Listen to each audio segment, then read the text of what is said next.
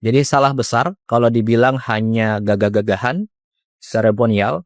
Jadi kita harus lihat apa yang sudah dicapai dalam 1,5 tahun terakhir ini. Kemudian berikutnya, karena saya di-mention oleh Pak Dubes Dino, saya mau luruskan beberapa hal. Sebelumnya, terima kasih atas masukan yang telah diberikan, sangat cermat dan terstruktur. Saya pikir beliau adalah diplomat hebat, pernah menjadi wakil menteri luar negeri, walau hanya diberi kesempatan sekitar 3 bulan. Jadi yang pertama, masalah biaya bila keluar negeri. Ini sudah dijelaskan beberapa kali. Jadi segala kelebihan biaya yang telah dianggarkan oleh negara itu sepenuhnya ditanggung oleh pribadi Presiden Prabowo. Kemudian yang kedua, jumlah rombongan. Ini sangat penting. Jumlah rombongan Presiden Prabowo itu sudah berkurang besar-besaran, lebih dari separuh dari periode sebelumnya. Jadi kalau dulu itu sekali keluar negeri bisa lebih dari 120 orang. Zaman Pak Dino seperti itu. Nah, zaman Presiden Prabowo jumlahnya antara 50 sampai 60 orang maksimal. Ini sudah banyak yang tahu, termasuk juga wartawan pasti tahu itu semua. Kemudian yang ketiga, jadwal harus 1 tahun sebelumnya. Jadi gini, perkembangan dunia global itu sangat dinamis, hari per hari. Nah, jadi ada jadwal tahunan dan ada jadwal yang mendesak sesuai kebutuhan dalam negeri dan luar negeri suatu negara, ya.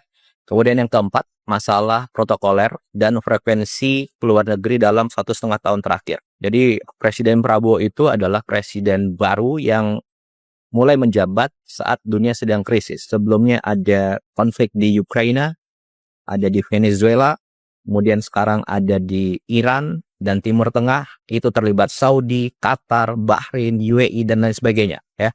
Jadi setiap pemimpin tentunya harus bangun hubungan yang dekat antar pemimpin dunia. Dan kita tidak bisa hanya mengandalkan saat krisis baru kita minta bantuan. Tidak, kita harus panen hubungan yang baik. Lalu bila suatu saat ada kondisi mendesak, kita bisa minta bantuan. Dan begitu pula sebaliknya. Oke? Untuk itu perlu kedekatan pribadi, kedekatan emosional antar pemimpin, baik secara langsung, diliput media, ataupun tertutup. Nah, itulah diplomasi. Jadi salah besar kalau dibilang hanya gagah-gagahan, seremonial. Jadi kita harus lihat apa yang sudah dicapai dalam 1,5 tahun terakhir ini. Yang pertama, Indonesia masuk BRICS. Manfaatnya apa? Ya sekarang ini, di tengah konflik krisis dunia, situasi negara terjamin. Stok BBM aman. Harga BBM subsidi tidak naik. Stok pangan aman. Kemudian yang kedua, tarif 0% di Uni Eropa. Ada 25 negara di situ. Dan ini perjanjian yang sudah diurus belasan tahun yang lalu. Tapi kapan tercapai? Ya zaman Presiden Prabowo, tepatnya tahun 2025 lalu. Kemudian yang ketiga, total investasi yang masuk dalam 1,5 tahun ini adalah sekitar 2.430 triliun. Itu data dari BKPM. Kemudian contoh konkret lagi nih. Bulan lalu, Presiden Prabowo ke Jepang dan Korea, kembali langsung ada investasi sekitar 575 triliun. Kemudian yang keempat, sekarang kita punya alat pertahanan yang kuat sekarang, ya. Dan itu dari banyak sekali negara. Prancis, Amerika, Rusia, Cina, Inggris, Eropa, banyak negara. Kemudian yang kelima, program ibadah haji tahun 2025 lalu dan khususnya tahun ini itu lancar. Nyaris tidak ada kendala-kendala yang signifikan. Indonesia adalah negara satu-satunya yang punya perkampungan haji di Arab Saudi. Dan Saudi sendiri mengubah undang-undangnya agar suatu negara mempunyai lahan di situ untuk digunakan oleh jamaah haji. Kemudian yang keenam, Presiden Prabowo betul-betul berperan aktif di Palestina. Apa buktinya? Satu, kita ada drop off logistik dari udara. Sudah beberapa kali. Tidak semua negara bisa. Kenapa? Itu harus ada diplomasi dengan negara-negara yang wilayah udaranya dilewati oleh pesawat. Kemudian yang kedua, kita kirim kapal rumah sakit ke Palestina. Kemudian yang ketiga, kita menyekolahkan anak-anak Palestina di universitas di Indonesia. Sekarang mungkin sudah sampai 100 orang yang sudah sekolah di sini dan lain sebagainya. Kemudian yang ketujuh, baru minggu lalu ada WNI yang diamankan pihak Israel di Laut Bebas dan lewat diplomasi dari Menteri Luar Negeri dan teman-teman Kemlu selang beberapa hari kembalikan ke Indonesia.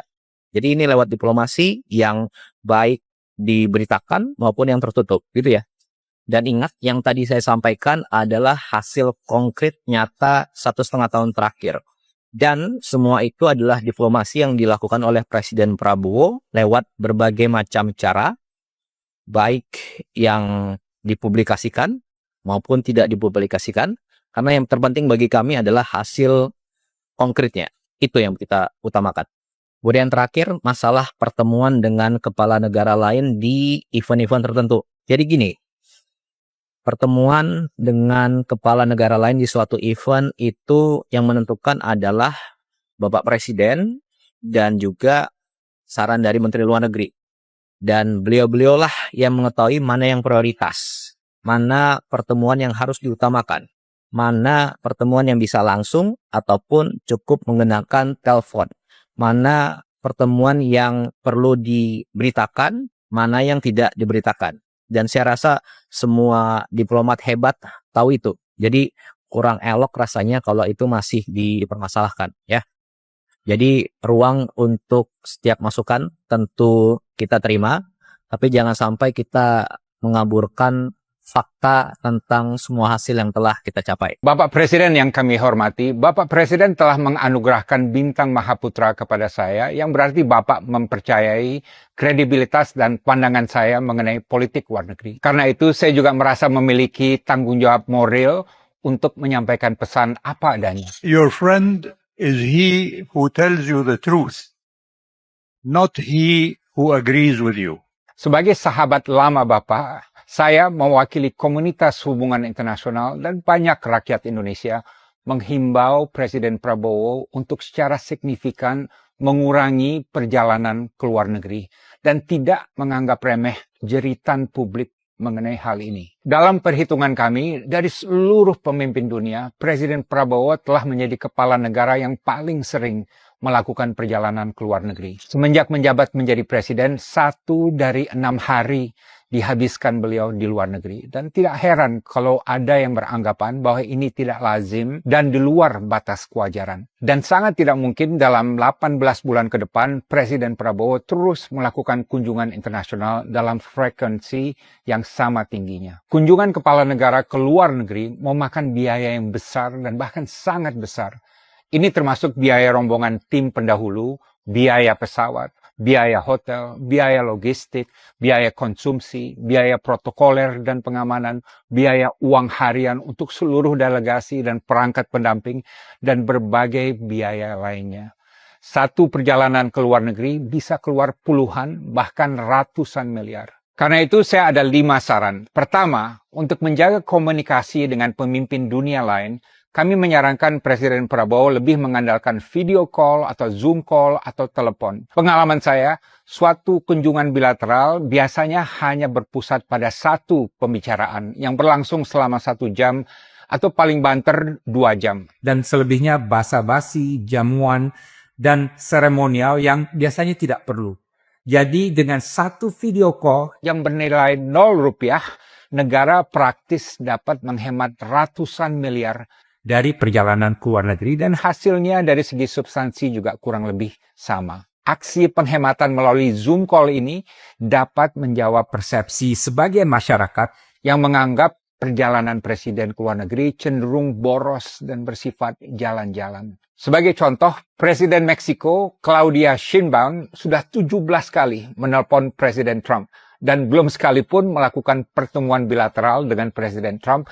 Padahal Amerika adalah mitra perdagangan terbesar bagi Meksiko. Dan dalam suatu kunjungan kerja ke Spanyol, Presiden Sheinbaum bahkan terbang naik pesawat komersil kelas ekonomi untuk memberikan teladan kepada rakyatnya bahwa penghematan yang diserukannya pada seluruh pemerintahannya juga berlaku bagi presiden di tingkat tertinggi. Kedua, untuk menghemat biaya dan waktu, kami juga menganjurkan agar Presiden Prabowo dapat memanfaatkan kunjungan ke suatu forum internasional untuk bertemu kepala negara lain yang juga hadir. Konon, sewaktu menghadiri sidang PBB di New York tahun lalu, Presiden Finlandia Alexander Stubb yang merupakan pemimpin barat yang Paling progresif dan pidatonya juga banyak disorot, meminta waktu untuk bertemu dengan Presiden Prabowo di New York, tapi tidak pernah direspon, entah kenapa. Dan dalam KTT ASEAN di Cebu, Filipina baru-baru ini,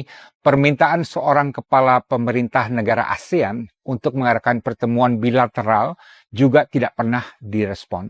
Entah juga kenapa. Kami menyarankan Istana menerapkan formula 1+8, yaitu dalam menghadiri forum internasional, misalnya ke Davos, atau PBB di New York, atau ASEAN, atau G20, dan lain sebagainya, sembari menyampaikan pidato, Presiden juga bisa menerima atau bertemu paling tidak dengan 8 kepala negara lain yang juga hadir. Kenapa 8? Karena nampaknya angka 8 adalah favorit Presiden yang juga dikenal sebagai 08. Ketiga, saya juga berharap kunjungan internasional Presiden Prabowo dapat dilakukan secara profesional dan direncanakan dengan baik. Kami mengamati ada sejumlah kunjungan yang dilakukan secara spontan tanpa perencanaan dan tujuan yang jelas. Rencana kunjungan internasional Presiden secara garis besar perlu dipetakan setahun sebelumnya. Baik Seskap Teddy atau Menlu Sugiono perlu mengumumkan rencana kunjungan Presiden ke suatu negara 1 bulan sebelumnya atau minimal seminggu sebelum hari H.